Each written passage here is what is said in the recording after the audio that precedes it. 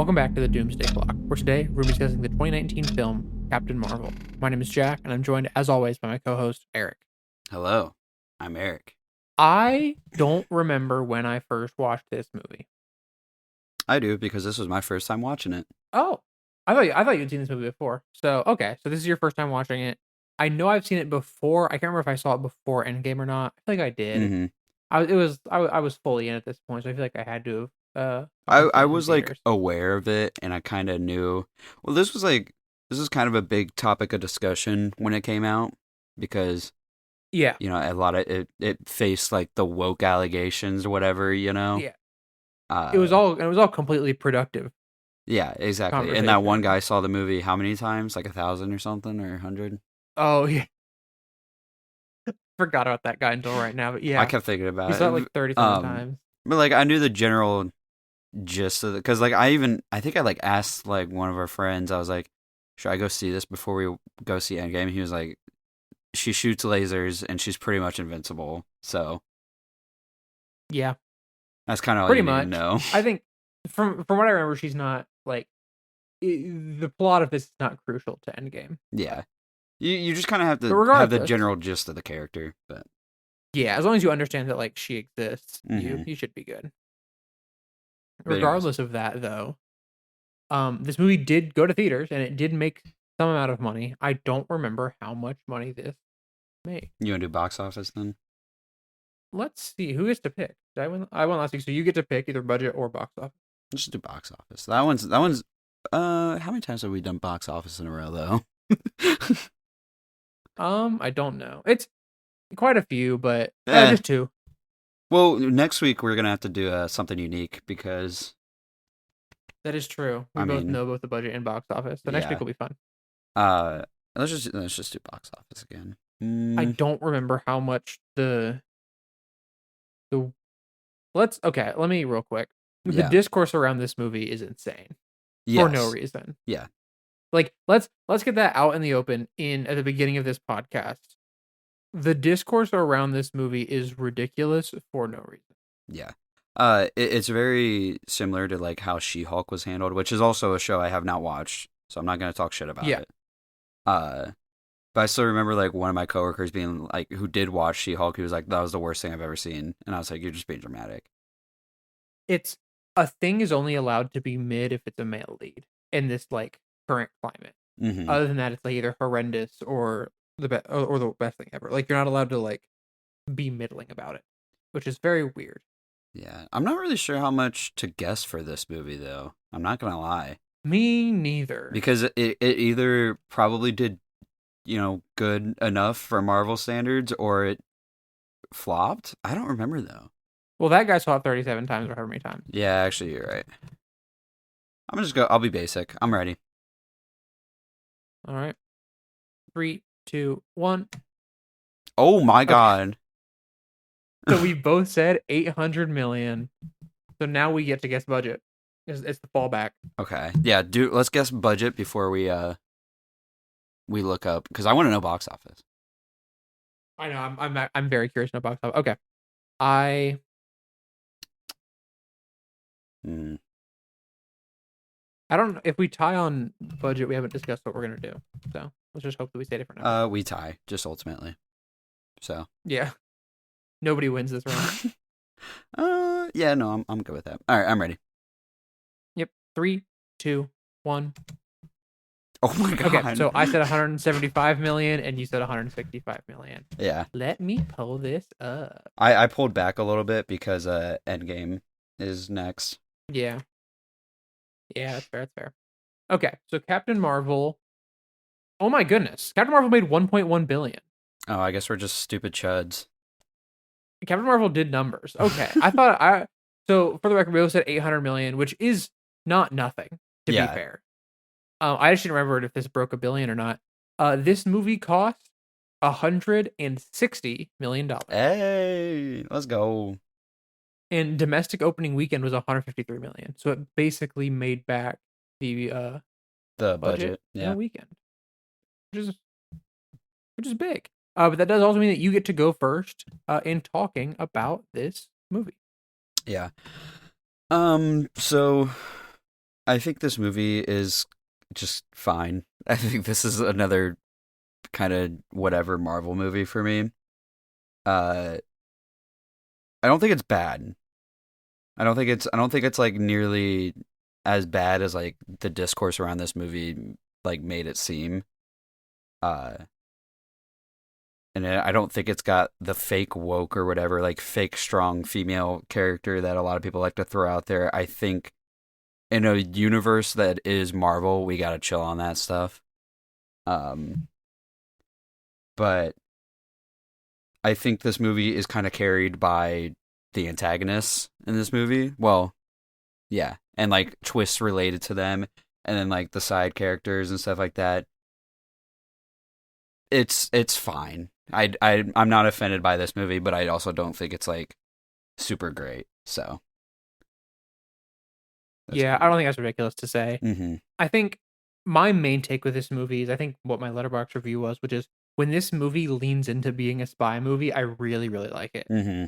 And it does it every now and then you get like a fun spy movie trope and you're just like, yes, let's go with this, and then it kind of gets rid of that.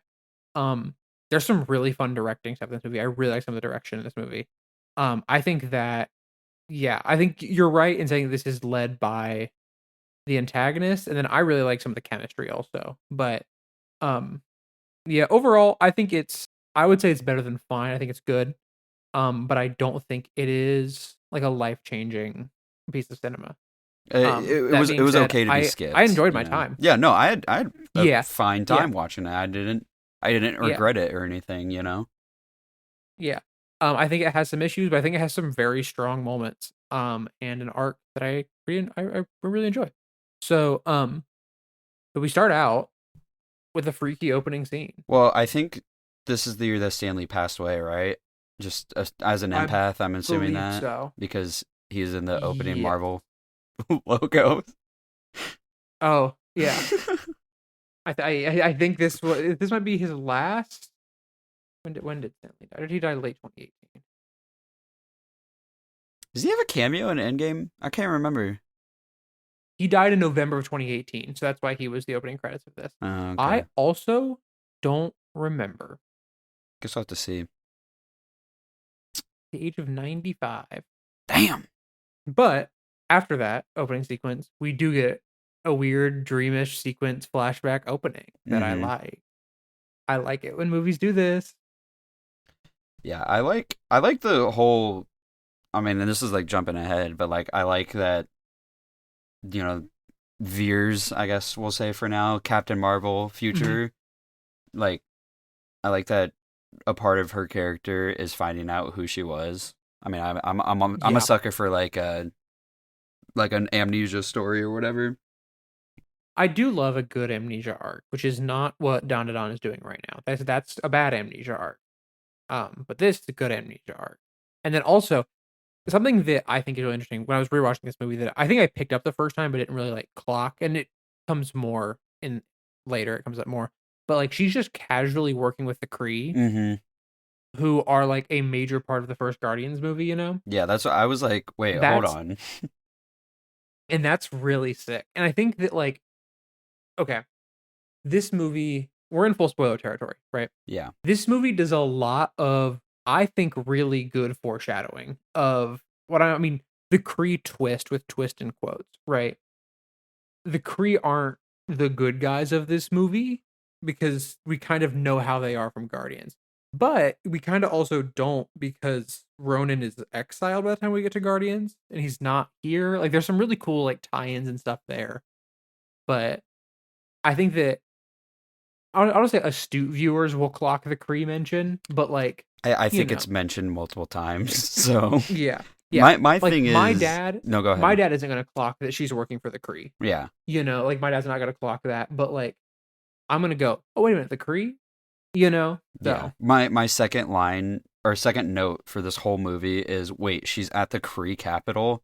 So I knew like at this point, for me, because I love Guardians and stuff like that, I'm just like waiting for like the movie to be like the other shoe to drop. Yeah. I'm just waiting for it to happen, which is not super fun, but whatever. It's not super fun, but it does give you kind of a cool experience of like whoa, like something's where does she wrong. go from here? Yeah. Yeah. I think the training exposition is cool, and then I really like the line that there's nothing more dangerous to a warrior than emotion.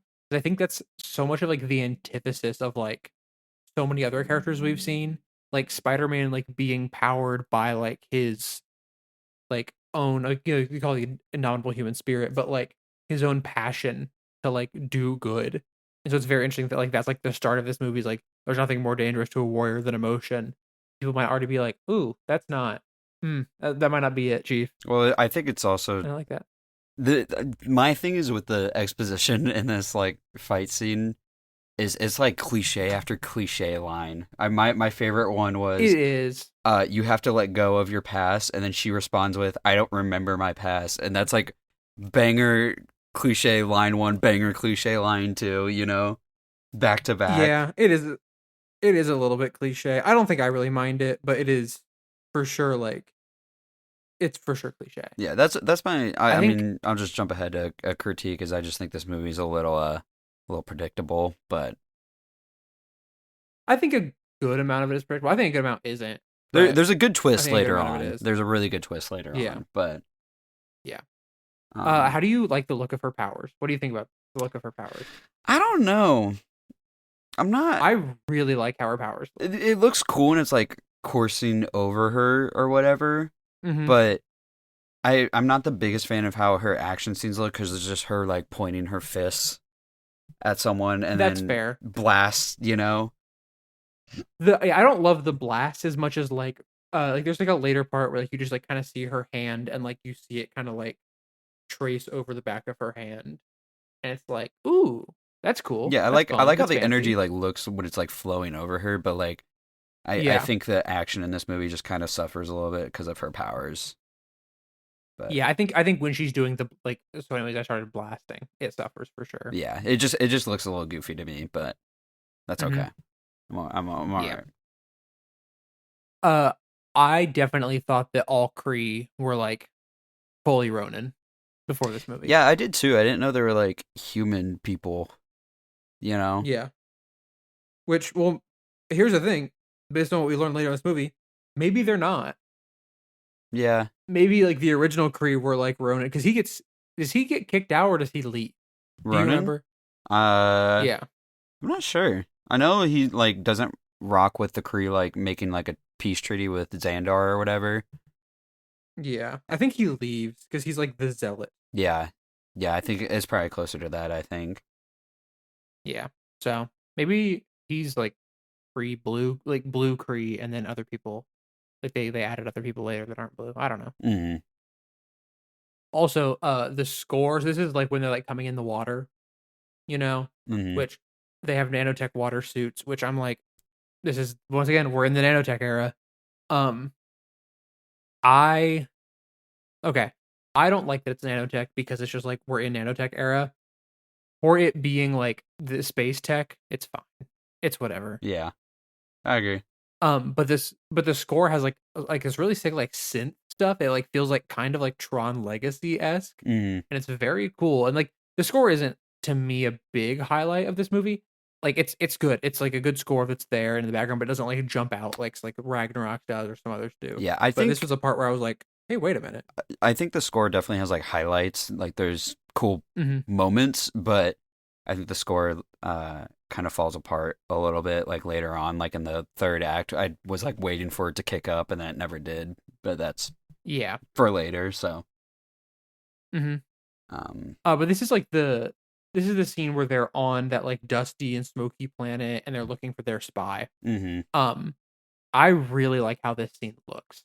Like the dust and smoke, like it's like so it kind of it's like you're unsure of what's happening. It's kind of spooky. I really like it. Yeah, her suit though, with like the middle part with the hair in the middle. It's bad. It's really bad. It's so ugly. It's not good. It's not good, and I'm so glad, spoilers for Endgame, that she does not have that in Endgame. Yeah. Because it's bad. It's just I don't. What were they cooking with that mohawk, dude? I don't get I that don't one. know. Because the thing is, any shot of her where she doesn't have that on, it's just like Brie Larson's face and like the hair flowing looks infinitely better. Yeah, literally. Because I think like it also there's a shot later like that I'll definitely call it out, but like she also can emote way more Mm-hmm. without, because like because the eyes are fully blacked out and that like yeah, it's a very Yeah, weird the choice. CGI on the suit, like when she has the mask on or the helmet or whatever, just does not look Yeah. very good. I'm I would assume that this movie suffered from the same thing that Black Panther did, where a lot of the VFX artists were like, "And you're on Endgame now. Yeah, I would You assume so don't too. like," just based on when they's released. I do like this like scroll fake out in this scene though. I like the I do really like the scrolls in this movie. I was kind of Hmm. surprised. I thought they were going to be kind of like glup shittos, and I wasn't going to care. But they're just Among Us, and I like Yeah. Among Us. Hmm. And then there's a twist later with them that I really like. Yeah. But yeah, I thought they were going to be boring, but they're actually like hella interesting. And there's a Yeah. They're cool bit where they're interrogating, Captain Marvel. yeah. Let's get to that in a second. I have a few Mm, things before we get there, yeah. but I think that like this whole scene being like, oh my gosh, they already got this spy, and like that guy being up there, and then her looking through the scope and seeing that guy again Hmm. is like that's like such a like classic spy movie moment with like Mission Impossible and the Mask type thing. I really like that. And then um how do you so I love how the scrolls look when they're like transforming. Yeah, no, it looks sick.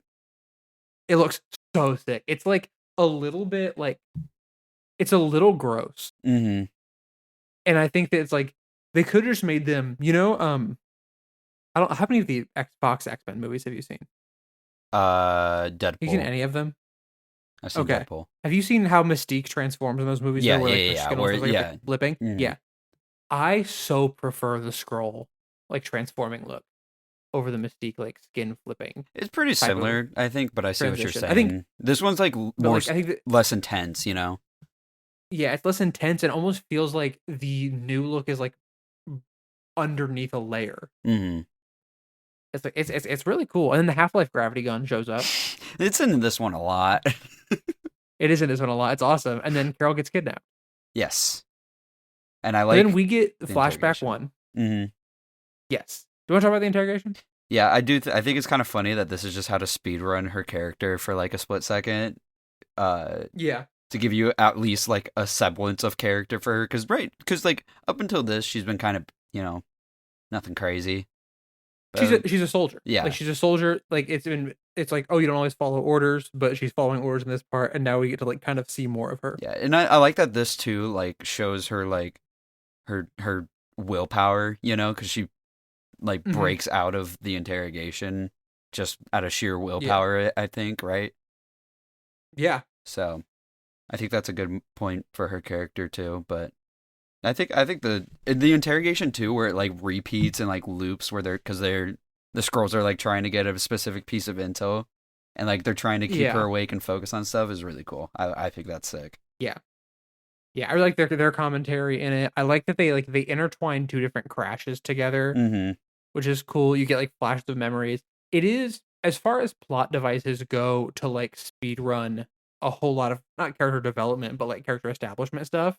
Mm-hmm. It works for me. Yeah, Works really well for me. I think it's sick. And then yeah, and then manipulating the memories is so cool. Where it's Mm-hmm. like the same loop of that same memory, but like they're moving it slightly around. And she's like kind of confused, but going with it because the memory. It's a very cool scene. Yeah, And then she's fully Incredibles. yeah. And then she has to break out without her cool hands for a little bit. Classic Yes. take away powers. Yep. And I think this is probably like a top two. This is probably my favorite action scene in the movie, I would say, Yeah. because she doesn't get to just blast people with her hands. Yeah, she Um, doesn't get to just do easy mode, you know? yeah. So like you get to see like some like actual like fight scenes, action, some choreography, and the camera moves with her quite a bit in a way that I really like. Like she like leans to the side and the camera like leans with her somewhat. It's really cool. There's some fun direction stuff and fight choreography stuff I really like in this scene.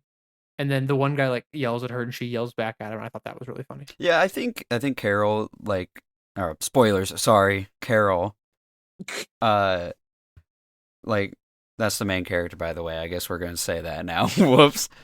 Um I'm assuming that I'm going into this Even podcast with the assumptions that yeah, people have watched the movies we're talking about. even I've knew her name was Carol before watching this Yeah, movie. So, um, but man, I don't even remember what I was saying. But oh yeah, the because action I like scene that she and can be like she's pretty snippy. Like she loves to talk back.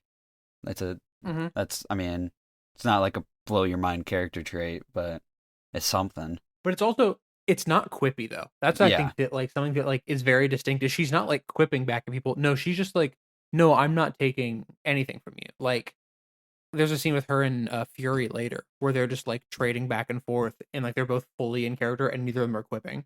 Mm. It's like this is good. Like this is tightly written. So she goes to Blockbuster Video.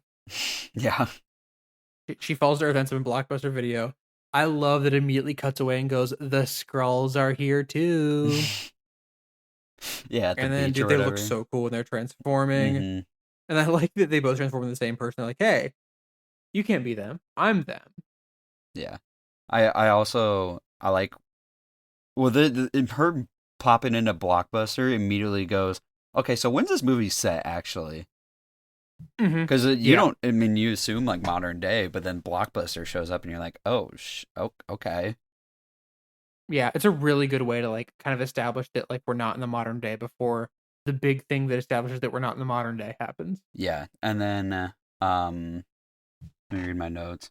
I like her fish out of water type vibe that she's got going on because Mm-hmm. unlike Thor, who's like, kind of a dickhead when he's doing the fish out of water thing, she's like polite. Like Yeah. she tries not to scare the security guy or whatever. Yeah. Like And she's like, yeah. she's confused fish out of water, but she's not like a jerk to people Because about it. she's been on a planet before and she understands that Yeah. like it's at least somewhat similar, you know. Yeah. So So Coulson's back. yeah. That's such a good way to tell you this is in the past. Hmm. Like that's such a cool way to be like, hey, this takes place in the 80s. Well, same with Nick Fury with two eyes. Nick Fury with two eyes. The de aging's pretty good. Yeah, I actually I didn't mind it at all. Yeah, de aging looks pretty good on him. If that's why she when she's in the suit, the CGI isn't as good, is because they made the de aging so good. Hmm. I'll take that honestly, because I have to look at one of those way more than the other. Yeah.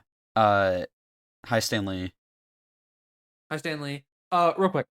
So there's a scene where she arrives at Blockbuster and then she's talking to Nick and Phil. Yeah. Right. So she's talking to Fury and Coulson. This scene is so interesting to me because I think this is like such a tightly written scene because both of them are acting 100% rationally for themselves. Hmm. Because like Fury fully doesn't trust her, as he shouldn't.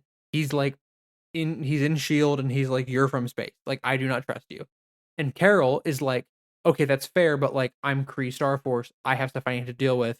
Like I'm not you're beneath me, but like the things that I'm doing, you don't need to worry about. Yeah, it's not related to you right now. Yeah.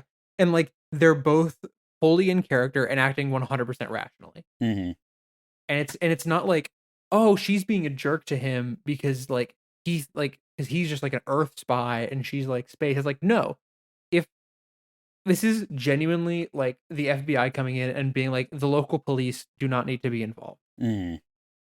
The FBI is here now. Like it's just fully not this scene works so well for me because it establishes how both of them are going to be for this movie. Yeah. Punching the old lady is hilarious. Yeah, I'm not gonna lie. When we said the action scene on that first place was our favorites, I kind of forgot about this one. This one's probably my favorite This is a very good one. because well, it like the camera like focuses on the old lady a little too long, and I was like, okay, I'm like, is Yeah. he just gonna transform into her? And then he did, and she just punches she punches the old lady. It's so awesome. There are some sick camera moves in this fight too. Mm, The action scenes have sauce when she's not just blasting people with her hands. yeah, and then, well, she can't really do that here too, you know. Yeah. Yeah.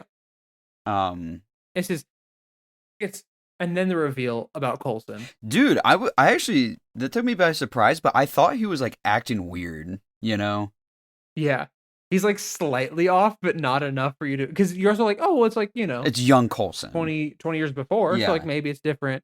It's such a spy movie thing. Mm-hmm. Like it's so sick. This is actually a really see. That's And what then the scrolls are so cool, dude. Oh, yeah, to me, this is also. I think that the Coulson thing is also a setup for Fury's boss later. mm-hmm.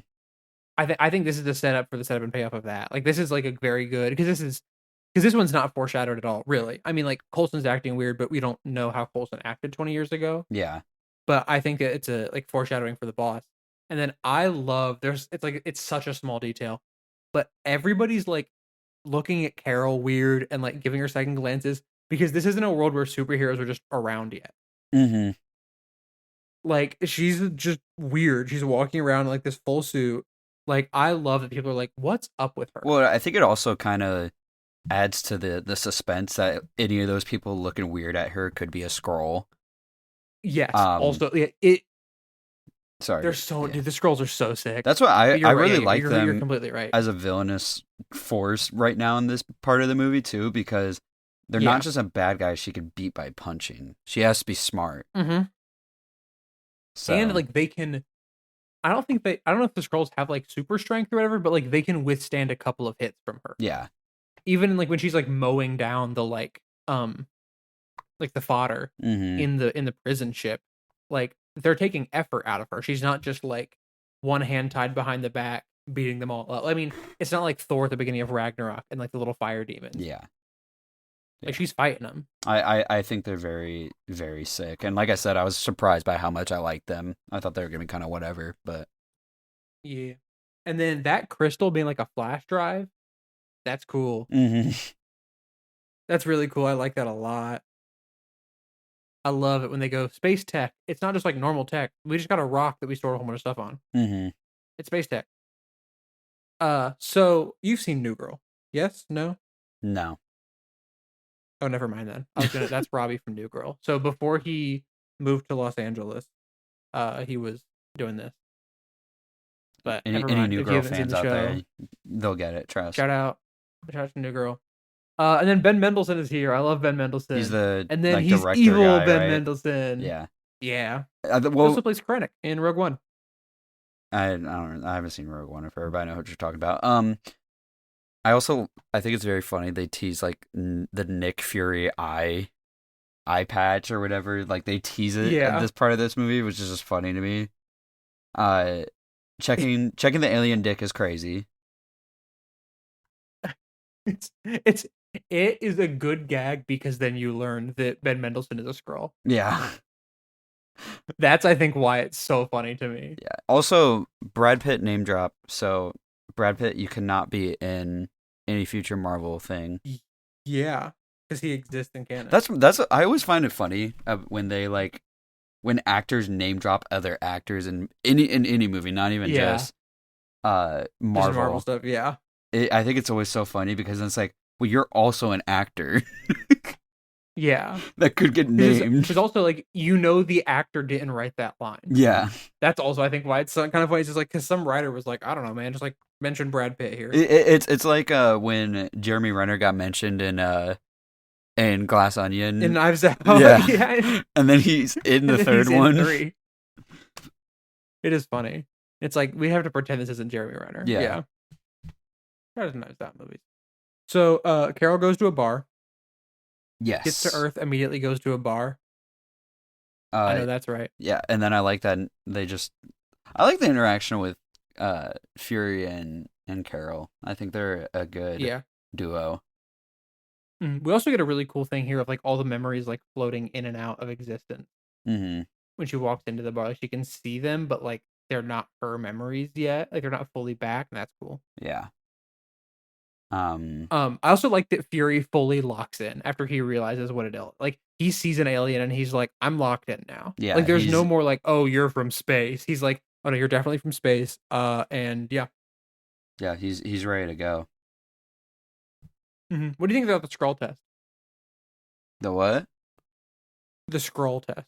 When she's like, here's let's prove you're not a scroll. Oh, I think like I said, I think it's cute. I like their back and forth. I like that she definitely feels like she's done this before with the scroll test. Like this isn't her first time doing this. Like this is like a common occurrence for her. And they have very good chemistry, I think. Yeah, I agree. I like them together. And then this is Chekhov's Fury. Wait, with He like says that with what? he says everybody calls him Fury. Oh, okay, yeah. We'll only call him Fury. It's also explained here a little bit that like her old boss or whoever, was building a light speed engine. Yeah. Which was in the 80s, so that's kind of insane. But regardless, It is.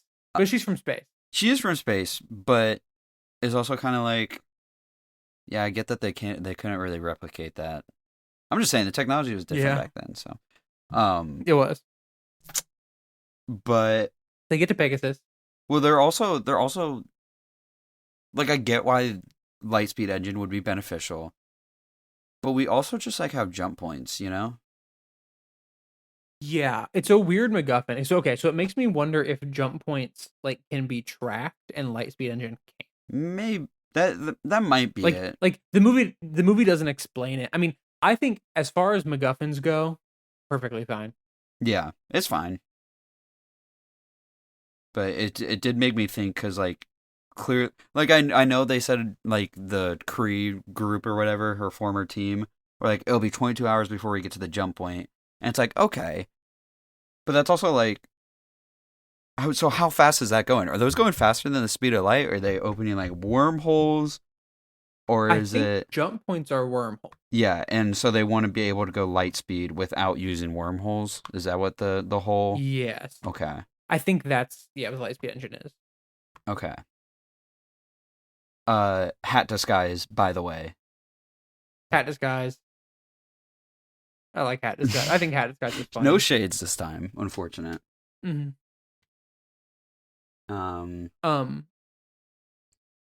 So where are we? Pegasus. So this is like an hour into the movie, by the way. Mm-hmm. This movie kind of flies for the first half. Yep, because I think it's interesting stuff right now. Yeah, it keeps moving. I think that the thumbprint and stuff, it's fun spy movie. Yeah, I like it when spy movie does spy movie stuff. And then she just blasts the door open, and I'm like, okay, yeah, she could have just done that. The line "you sat there and watched me play with tape" is so funny. Because he's like, "Why didn't you do like?" It's the same thing as Okoye saying, "Why was she up there this whole time?" Yeah, literally. Also, this scene establishes that we are currently in the year 1995. Yes. So that was good to know. I'm glad they actually confirmed it in the movie rather than just making. Yeah, I think I said it 80s earlier. Yeah, but that's because they're talking about like the Lawson stuff with like the Lightspeed engine, and they said that happened 6 years ago, and then say it happened in I think 89. Yeah. So 1995. I like the Lawson Kree reveal. I think that's cool. And then seeing herself in the background of a photo is cool and kind of creepy. Yeah, that's like insanely creepy in character. Like it's such a scary thing to be like, huh? Mm-hmm. And then I love like the crash flashback. Yeah. Fury genuinely about to sell out Carol is kind of insane. It is. Okay. It's kind of insane just on like a, bro, what are you doing? But also I think it fully makes sense with where he's at as a character. Mm-hmm. Because he's like, I don't know what she's talking about. And I feel like we do. Like, he's locked in. There are aliens. But he's also like, I don't know if you're the good guy or the bad guy here. I just found you first, so I think you're the good guy. But he also knows that these dudes shapeshift, and one of them transformed into Coulson. That's true. That's true, actually. So, like, at this point, you might as well just team up with the person that you know can't shapeshift. Low-key. But true. He's selling. Yeah. I love the payoff of him calling him Nicholas so much. And well, the Havana thing, too, where he's like, just like Havana or whatever, and he's like, yeah, totally. Chekhov's Havana. Yeah. Overwatch. Sorry. Yeah. Overwatch mention. And then go ahead. I love Carol like slowly putting everything together. Mm-hmm. Like clicking everything together, and then they let Fury like really be smart. Like they let Fury be so smart in this movie in a way that like you go, yes, he is on a path to become director of Shield. Like he's not like so smart that you're like, why isn't he already in charge? But he's smart enough and like putting things together and good enough at his job that you're like, yes, I can see like the path. Well, he's also, I think, he's a very charismatic guy. So like, because he kind of gets sidelined in the third act, like he doesn't do much for sure. But you can see that he's got connections, now. Mm-hmm. So it makes sense. And then talking about Carol real quick, I like how she's not insane, and she's like, she could tell that like everybody's like low key kind of lying to her. Yeah. And I think it's cool that this movie's just sneaky like that. Yeah, because Carol asks about seeing her, and the Kree guy whose name I don't know, he's like gaslighting her about. Is that what you're talking about with like? Well, it's just like she can kind of tell that like, I think she kind of tell that like something's up with Nick a little bit, or Fury or whatever. Mm-hmm. And then she's piecing together her own past just by pictures and like seeing that Lawson was writing in Kree and stuff like that. Like she's piecing it together. I love Fury being like, this is like chicken scratch. It's insane. She goes, but that's Kree. And he just goes, okay. Yeah. You're from space. I fully like, all right, you're from space. I also love the bit where like Coulson's running downstairs or whatever with the other FBI or other SHIELD person. And she's like, we want Fury dead or alive. And he's like, dead or alive? Like, he's like, what the hell are we talking about? That's crazy. Yeah. He's like, what are we doing? Mm-hmm. And then I love Fury dropping Mendelsohn off on the wrong floor. Yeah. And then Carol choosing to go back to your Fury. Mm-hmm. It's a good character moment of her being like, hey, he betrayed me, but like, can't just let him die. Yeah. And then Ben Mendelsohn, was it something I said? I love you, Ben Mendelsohn. W. Coulson for not snitching, by the way. Shout out. W. Coulson. This makes me like their relationship in Avengers so much more. Mm-hmm. Like, I like their relationship in Avengers quite a bit, but this, like, it's one of those things that, like, you have a prequel, you have an opportunity to, like, enhance these characters, and you take it. Dude, I wish he was in it more, though. These characters have a relationship that runs deep. I know. I was sad. This is, like, his last scene. We gotta watch all of Agents of S.H.I.E.L.D., I guess. No, it's okay. I think, maybe. We'll start a Patreon and make a Patreon goal for us watching all of Agents of S.H.I.E.L.D. God, how many seasons? 6 or 7. You're lying. There's no way. That show ran forever, dude. Agents of S.H.I.E.L.D. has 7 seasons. What? How many episodes? It has 136 episodes. What? You're from 2013 to 2020. Yeah. What the? Who was watching this? A lot of people. The fan base is very dedicated. I know that. They're also 40-minute episodes. 2-part series finale? Don't read about it. We got to watch it one day. Oh my god. Oh, dude. I know a couple of the big things. Oh, actually, people were very impressed that it had the run it did. Huh. Dude, people heard. Oh wow, people love like the show. Who, like, yeah. The fans of it love it. Like, and it's not like, yeah, it's pretty acclaimed too. Like people. That's what I was about to say. I'm looking just like in the Reddit. Obviously, people are going to be a little bit more biased on the Reddit, but people are saying it had a very, very good run. Yeah, I know that there's like the people who really like. Okay, I don't know a lot of the major twists. I know a couple of big things about it that people like love. I'm alright. Maybe one day. Me personally, I got Euphoria to finish, but whatever. If we have to, we gotta get across this finish line, and we're recording this too before the boys series finale is aired. Yeah. So there's that too. We gotta finish. Anyways.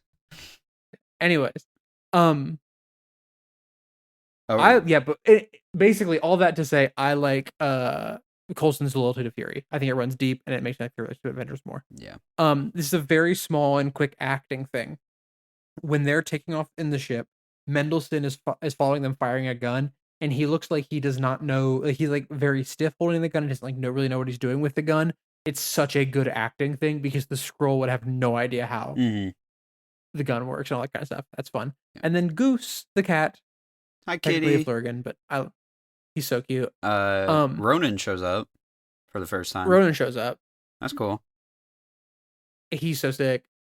He's cool. He looks He's a bad kind guy. of weird, but he's young, so it's fine. Yeah, young Ronan. Um, I think an underrated choice of the writing and like development of this movie is like having Fury be a lower level is such a good choice to have him and Carol kind of be on like the same rung in two different ladders. Yeah. You know? Like I think it puts them more on like an equal playing field that's really cool. And also like it implies there's something later based on things later in this movie, it very much implies that he kept her existence a complete secret until Endgame. Mm-hmm. Until he also needed cool to call that, her. like, Yeah. Yeah, it's also cool that like, oh no, they didn't meet when he was director. Like she didn't come down and be like, I want to talk to the director. It was like, no, they met climbing the ladder and now they're back. Like they go back. Like they're OGs. Yeah. And that's cool. And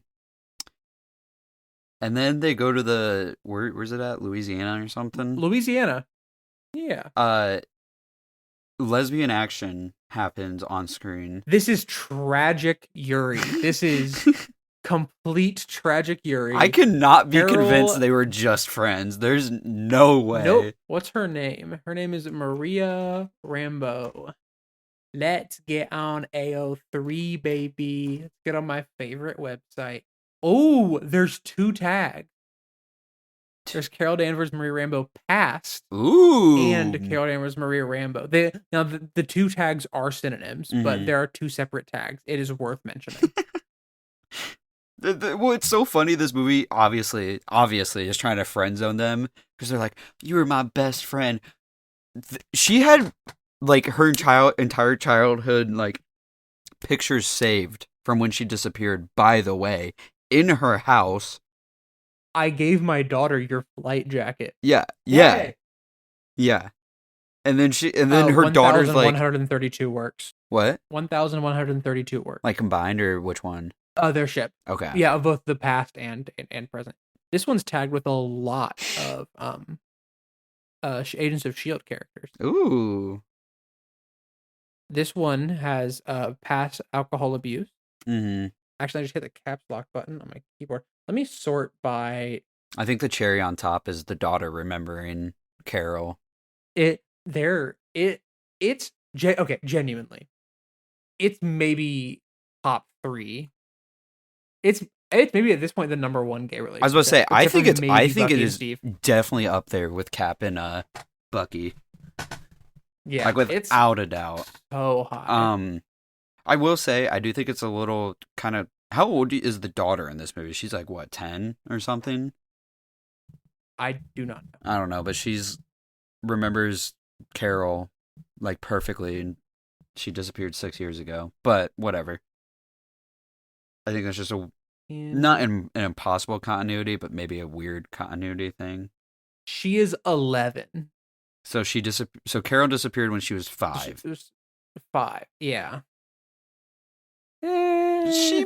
I don't know. What it probably is it's probably a combination of like actual memories and then stories from her mom that she's turned into memories. Yeah, her mom's friend, her mom's best friend. Yeah, her mom's best friend that she kept pictures of in her coat, and also was absolutely torn apart that disappeared. You know, her best friend. Yeah. Okay, actually, which one's gayer? This ship, or Bucky and Steve? Here's the thing. It's God's strongest Yuri versus God's strongest Yaoi. It's like they're very gay. I think both ships have explored each other's bodies before. I don't know. Definitely. But okay, you know what I'm going to say? Because it was legal for neither of them. It was what? It was legal for neither of them. Because it was the 40s for Cap and Bucky. Yeah. And it was 89. Who's to say? Who's gayer between these? Well, these two low-key had a kid together. Low-key. So yeah, we also just kind of. It's funny. Okay, here's the thing. Okay, genuinely, glossing over who like the existence of Monica's dad at all Literally. does make this gayer. That's what I'm saying. Because it's not like they're even like they might even mention him once, but like the fact that like he's just not important and she's still like thinking about Carol all the time. Literally, it's like is what are we doing? And they even say like when they're looking at pictures, they're like, "Oh, you guys spent so much time together. You guys grew up together." Stop. We're done. Stop.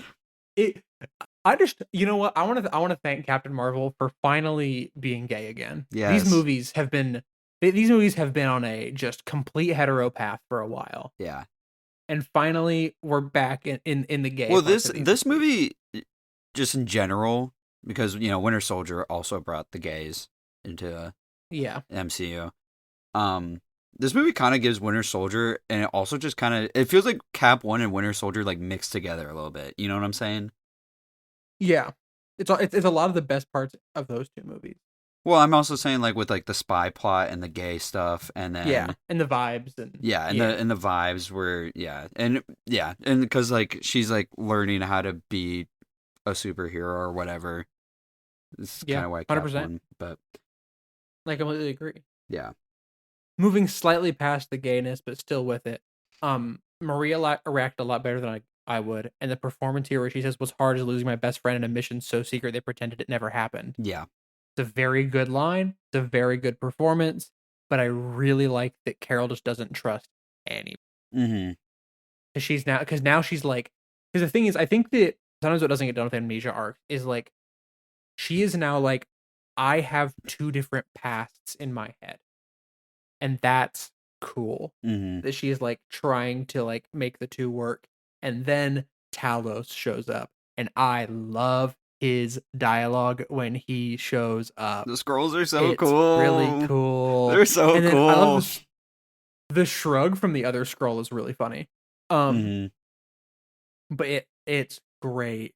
And then we get the crash back. Yeah.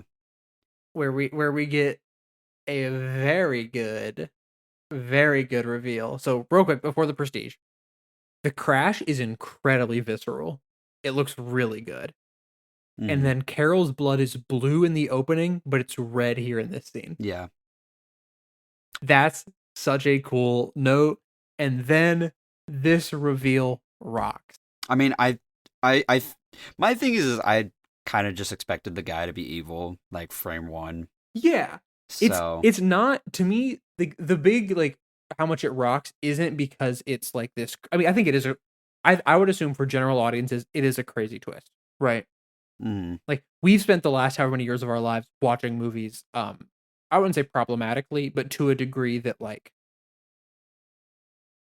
we've written stuff. So like we are trained to like find. It's always funny whenever I'm texting you about a new movie and you're like, I just saw the twist coming, and I'm like, that's because it was foreshadowed, and you're good at picking up foreshadowing. Mm-hmm. But like for general audiences, for people who aren't like analyzing and writing on notes about these movies, this twist doesn't come out of nowhere. I still don't think, but it's a very, very good twist because it's foreshadowed heavily without fully giving away that like he was there. Mm-hmm. Like it's like he's not a good guy, but like the fact that he was there.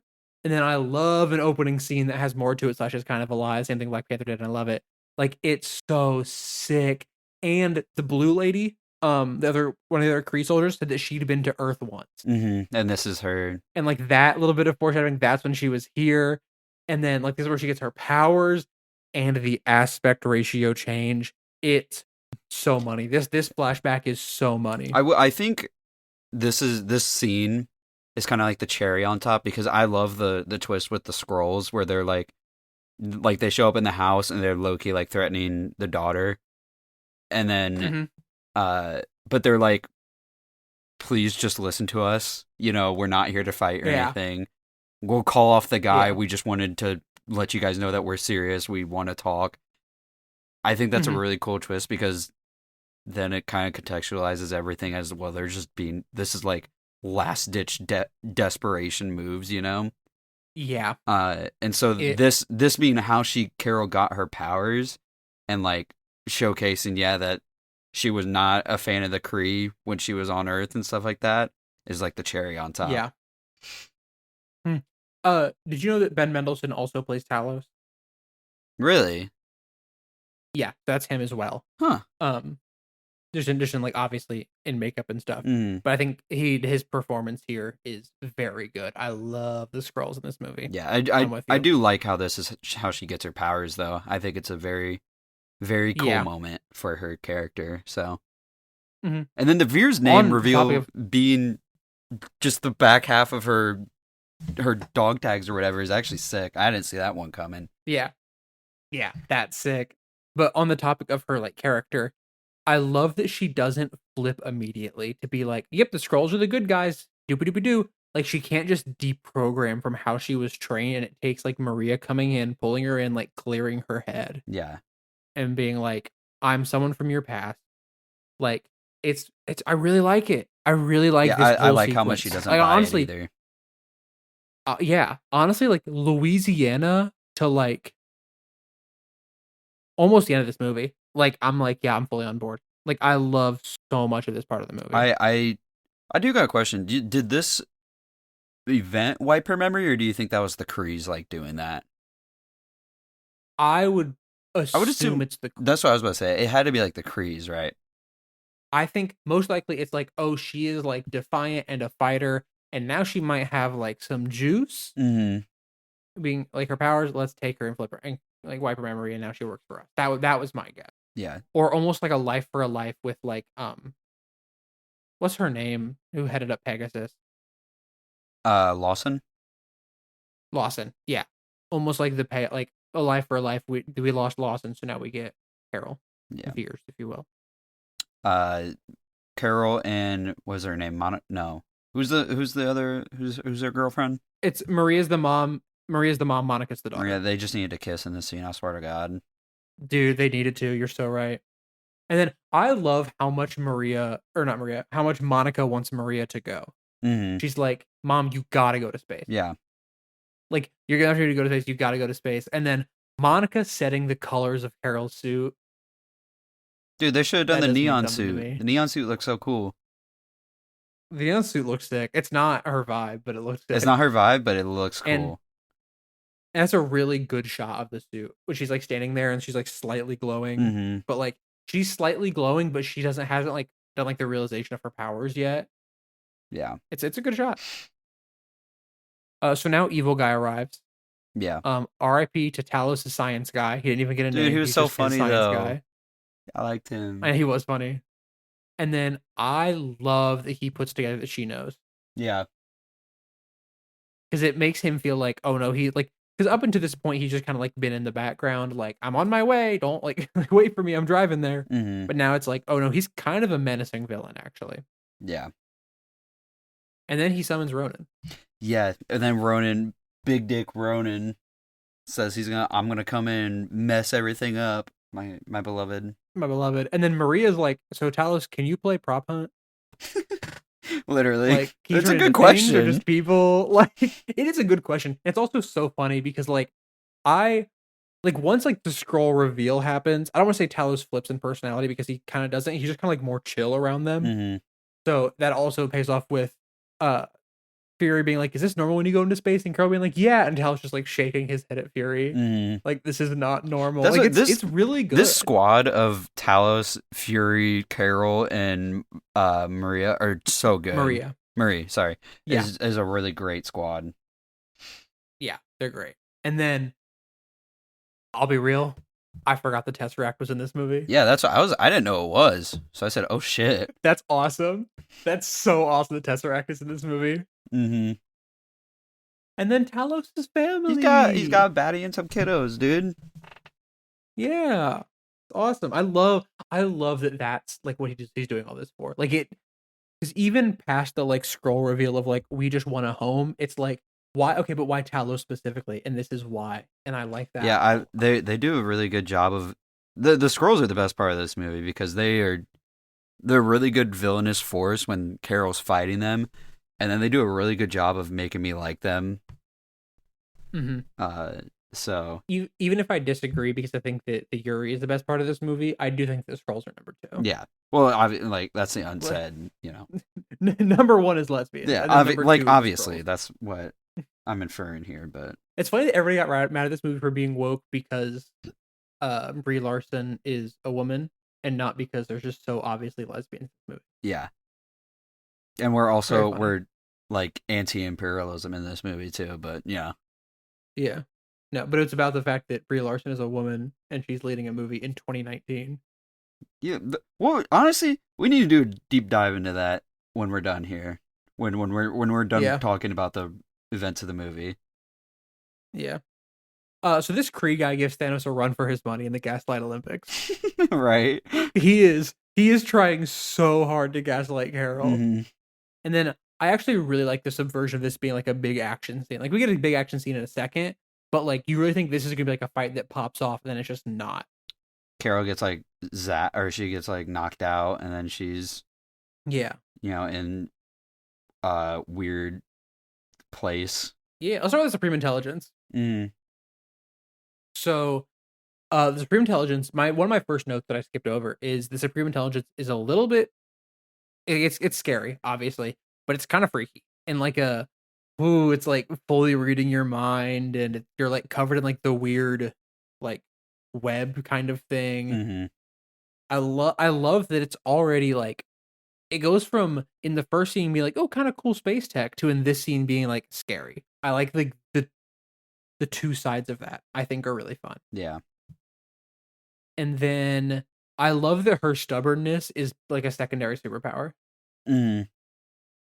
That I think that in the same way that like for her, I think it's her secondary superpower in the same way like it's Spider-Man's, where it's like, no, he's gonna keep trying. Yeah. Like it's Cap too. Well, I wonder all if day, her like main arc is about self-discovery in this movie. It makes me question yeah, that. it's like self-actualization. Yeah. And it's awesome. But I'm a sucker for the character that's always gonna get back up.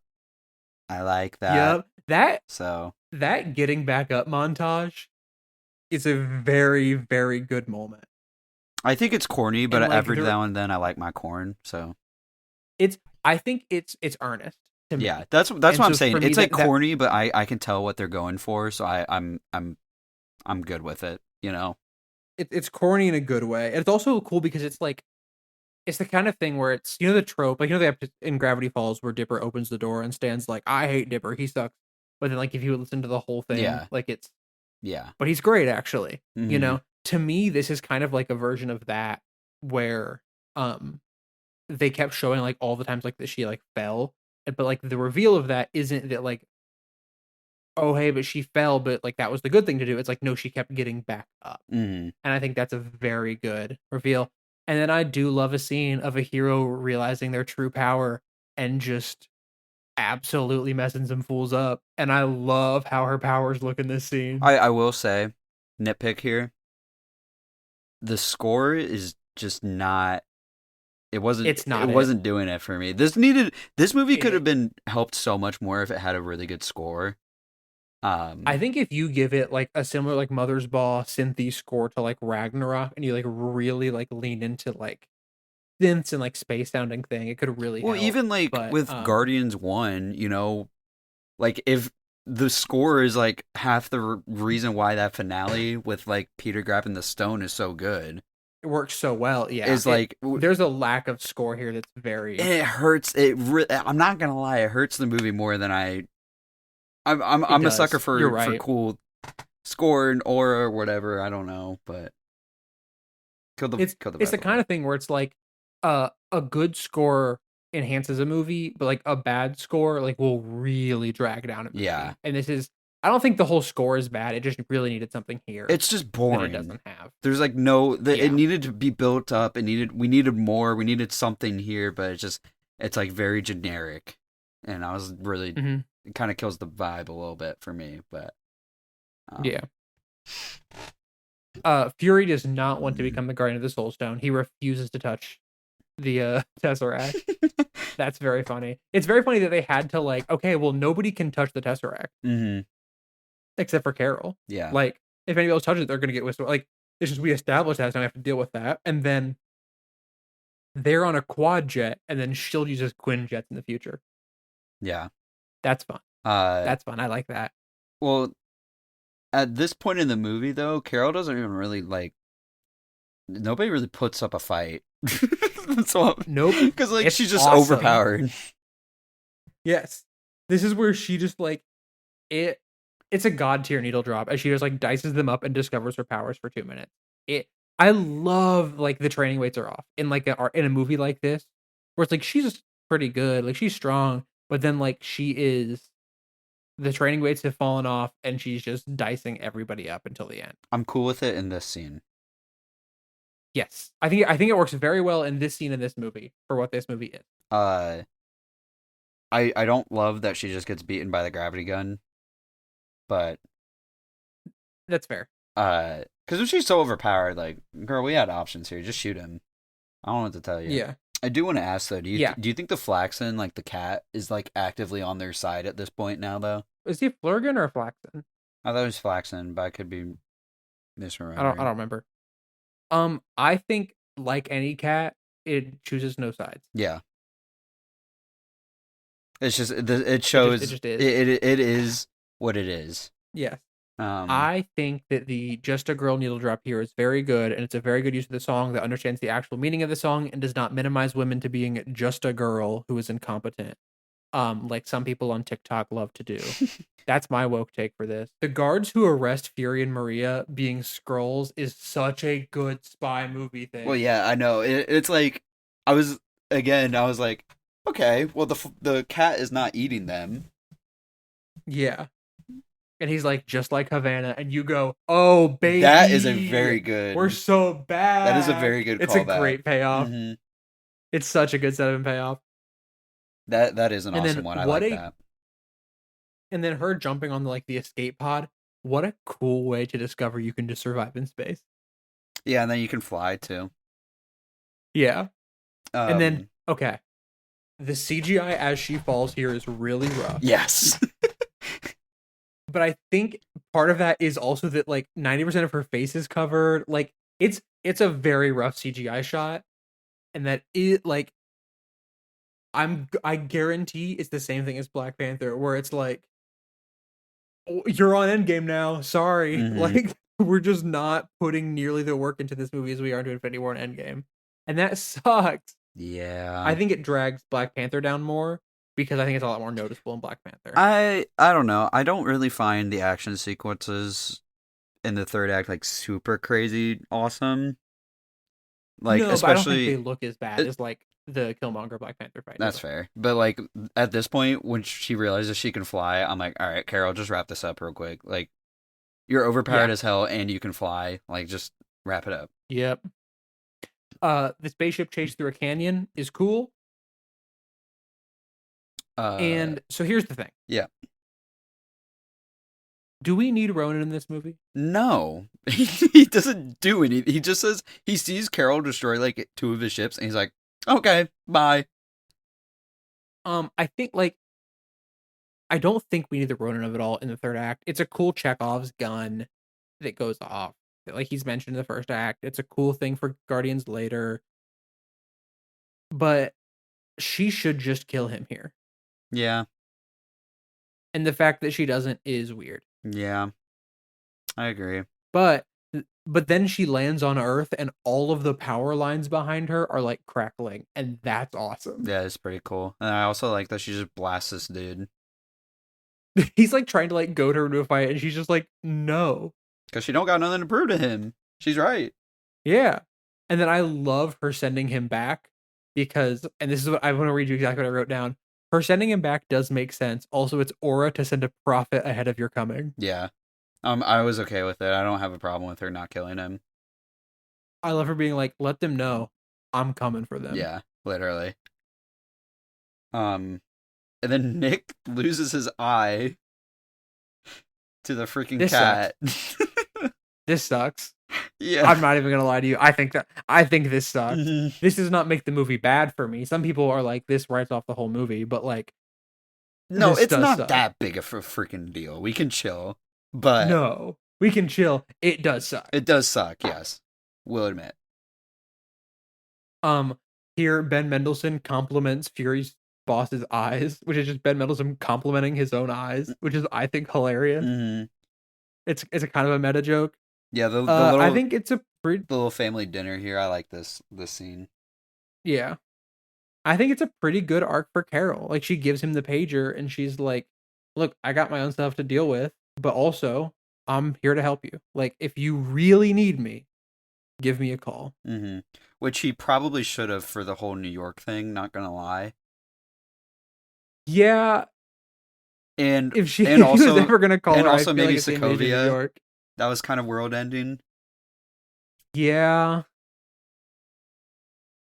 Well, this is Well, tragic Yuri though, because then she leaves and her and Maria have a goodbye scene, mm-hmm. and it's so And sad. Fury also does a Marvel name drop, which was it took me by surprise. I'm not gonna lie, Yeah. because it just felt weird, I but I'm fine with it. yeah. Yeah. What do you think about this being where he sets up the Avengers initiative I and like I don't pitches the Avengers initiative? I don't know. I don't know how to feel about it because it's like if Because he set up in the '90s, I low-key feel like he should have found people before, just Iron Man. I don't think there was anybody though. I mean, well, there was Hank.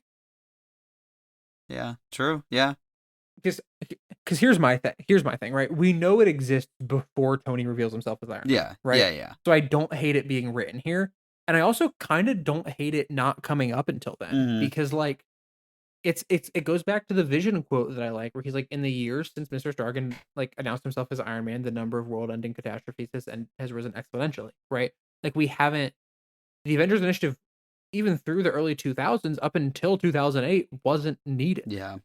because there weren't these giant world-ending events. Mm-hmm. And so I think it's cool that he's like, no, I've met a superhero now, and maybe we do need a group of remarkable individuals. Yeah, or at least try to work towards that.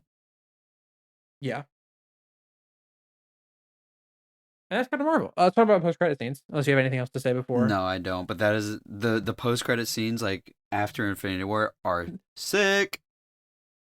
They're in the wrong order. Real quick. Can we Yeah, just say yeah, that? they are.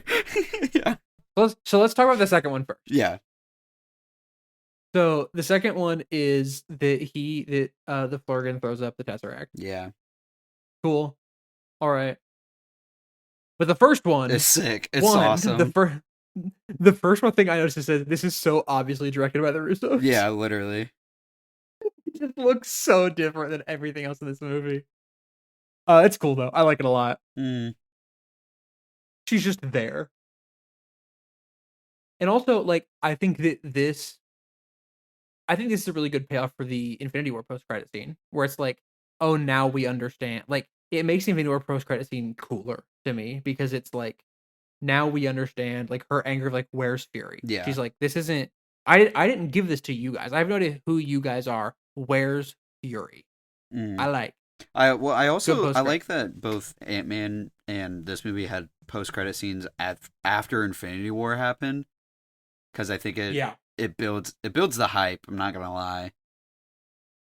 it 100% does. I've been excited to watch Endgame. Mm-hmm. I am too. I'm So But yeah, 'cause I don't know the last time I saw Endgame also, so it's very exciting to me. yeah, But it's been a while for me too. So I'll go ahead and give my final review. So then during yours, I can think of a number if that works for you. yeah, go ahead. I think when this movie is at its strongest, doing fun spy stuff, it's very good. I like the spy parts of this movie. I think when this movie is not doing the spy stuff, it not devolves. It falls back into a lot of like the generic action stuff, which is a shame because I think this movie at its peak is pretty good. Um, I think a lot of the character work does it works very well for me. The CGI is rough a couple of times. Not like enough to where it's noticeable, but like Fury's de-aging looks good. And so if that looked bad, I think it would be a lot easier to be like, oh my gosh, the CGI in this movie. It's just a few shots that don't look as great, that drag down a little bit, but not a ton. Um, yeah, I like Carol in this movie. I really like Carol in this movie. I think that she has a fun arc. I like Fury's arc in this movie. I really like Maria and Monica in this movie, and then I like Talos a lot. The scrolls are a highlight of this movie. They're very fun. Um, Post the reveal, and they're very cool pre the reveal. Um, this is a enjoyable movie. I had a great time watching it. I didn't. didn't remember like loving, like adoring this movie. I think it was life changing, and I still don't think it's life changing. But I think that the message of it is a very good. It's a fantastic message for this movie, and I really like a good getting back up montage of like, the message of a movie being like, it doesn't matter how many times you fall down. It's all about getting back up. I think that's a great message to have in a movie that a lot of kids are gonna watch because I mean, kids and like teens are gonna watch. Like, it's a great message to have. So, yeah, I really enjoyed it, and I like a lot of the characters, and I think that Maria and Carol definitely did some kissing in the 80s. Oh yeah, I mean obviously, Eric? but for me, this movie is just still like kind of fine. I think it's like pretty generic. I still would say I liked it. Like I didn't hate watching it or anything like that. Uh, but I just think this movie needed a lot more sauce. Like the CGI is pretty rough. The action I think needed more because I mean a lot of it is just Carol like pointing her fist at someone and shooting. Uh, the score definitely needed more. Because that led to some scenes being kind of underwhelming, where we kind of needed it to go crazy. But the side characters and like the relationships, like I think Carol's relationship with Fury is pretty good. And the Skrulls, like anything related to the Skrulls, hard carry this movie for me. I think Carol is a decent protagonist. She's not something we like haven't seen before. She's a little bland to me just because I think when she's as strong as she is, this movie doesn't really, besides like when she's dealing with the Skrulls and stuff like that, doesn't really give her a ton of like cool ways to solve problems. I think she kind of suffers in the third act because she is so strong that it's like, okay, I'm just waiting for you to beat them now, you know? I think she suffers from what like a lot of people say their issues with Superman is, where he's so overpowered he doesn't face conflict, but that's just not true. Like most Superman stories, in my opinion, I like Superman a lot. He does he there are very much ways to add tension in a Superman story without adding kryptonite or whatever. But I think she kind of suffers from not having a ton of conflict, at least in the third act. It's definitely a third act problem. Yeah, because like I said, when she's dealing with the Skrulls, it's very cool. When she's dealing with her past, I like that. But the third act suffers because she doesn't have much to do besides just fly through ships and destroy things, which doesn't look great because the CGI in this movie is not very good. Yeah, I liked the movie, but I think I'm gonna forget about it. Respectfully. that's fair. But yeah, those are my thoughts about it. So I'm having a hard time with number. I have a couple numbers floating around in my brain.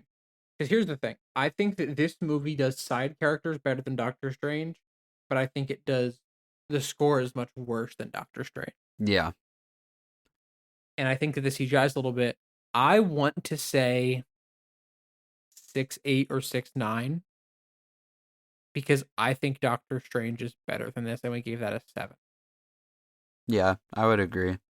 For me, I would probably just like if it was just me, I would probably do flat 6, because I think it's a little bit above mid, but I'd be okay with like a 6.8. I'll give it a little leeway. We'll do 6.8. I like the Skrulls too much to give it a flat 6. Yeah, that's fair.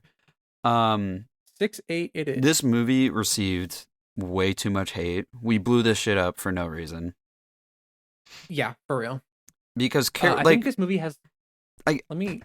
You keep talking. Yeah. I'm going to see what it has. I get where people. Well, if you're not being a shithead, sexist, I get where people are like, if they don't feel the bit with like Carol getting back up is earned.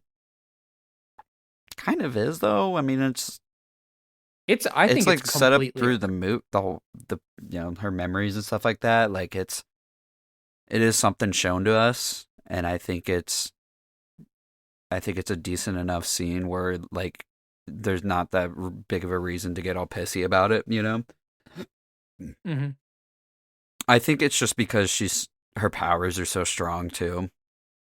Is maybe where Yeah. people are like, well, why did the writers make her so strong or whatever? That's just the character. I don't know what to tell you. Yeah, I hate to break this to you. Iron Man is pretty much invincible in his current state. Yeah. Like, we'll go over this in Endgame, but like, there's a couple of moments where it's like, oh, he's just invincible now. Mm-hmm. Well, look at Thor. Like, I mean, yeah, he suffers a lot. Like, he loses his eye and stuff like that. And there's not a moment in this movie where Carol is like hurt, but she faces conflict. Like, the Skrulls pose a real threat. Yeah. So I don't fully get why. Well, this movie also came out after Last Jedi, right?